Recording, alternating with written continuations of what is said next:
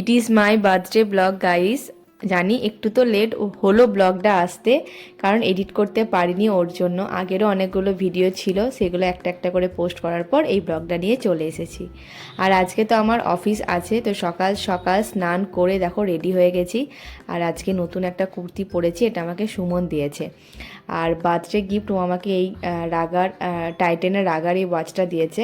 আমি যখন একবার গিয়েছিলাম দোকানে, যখন দেবনাথের বিয়ের গিফট কিনতে গিয়েছিলাম, তখন আমার একটা ওয়াচ পছন্দ হয়েছিল, তো ওকে আমি বলেছিলাম, তো আমার জন্য কিনেছে। সেটাই আর কি আমাকে পুরোপুরি আর কি সারপ্রাইজ গিফট আর কি দিয়েছে। তো ওটাই আজকে আমি প্রথম মানে পরলাম। একটু কাটাতে তো হয়েছিল, কারণ হাতে আমার অনেকটাই বড় হচ্ছিল, তো সুমনে আর কি গিয়ে কাটিয়ে নিয়ে এসেছে। আর দেখো অফিস চলে এসেছি আমি এখন, ভাবনার সাথে আর খেতে এসেছি, টিফিন করতে এসেছি। ও আর কি বলছিল আমাকে ভালো লাগছে না ফটোতে, তো ওটাই আর কি ভিডিওতে ওই টাইমে বলছিল। তারপরে আর এখন সন্ধে হয়ে গেছে, আর অফিস থেকে সবাই আমার জন্য কেক নিয়ে এসেছে, এখন আমি ওটাই কাটবো। তো তোমরা চলো ভিডিওটা দেখতে থাকো। কার্টুন কার্টুন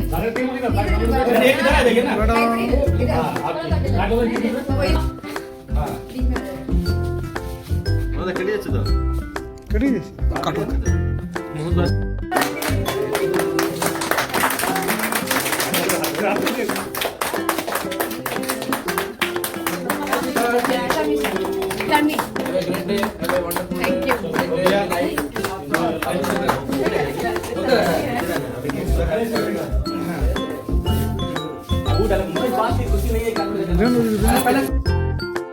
তো আজকে সন্ধ্যাটা আমার খুব ভালো কেটেছে। আর আমাদের অফিসে কিন্তু অনেকজন স্টাফ আছে, মোট 45।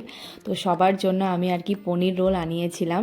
তো সবাইকে তো তোমরা এখন মানে দেখতে পাচ্ছ না, কেউ কেউ বাইরে আছে। তো যতজন ছিল ততজন খেয়েছে, তারপরে যতজন এসেছে পরে লেট করে আমি সবাইকে আর কি দিয়ে তারপরে কিন্তু বাড়ি এসেছি। ওদিনকে ফিরতেও আমার অনেকটা দেরি হয়ে গিয়েছিল আর কি। আর এখন বিএম স্যার আমাকে আর কি গিফটটা দিলেন আর কি। তো কি গিফট পেয়েছি তোমাদের সাথে এখন সেটা শেয়ার করব। অফিসের সবার তরফ থেকে একটা ব্যাগ ছিল, ব্যাগটা তো খুব সুন্দর, আমার খুব পছন্দ হয়েছে। ভাবনার প্রীতি গিয়ে আমার জন্য নিয়ে এসেছে।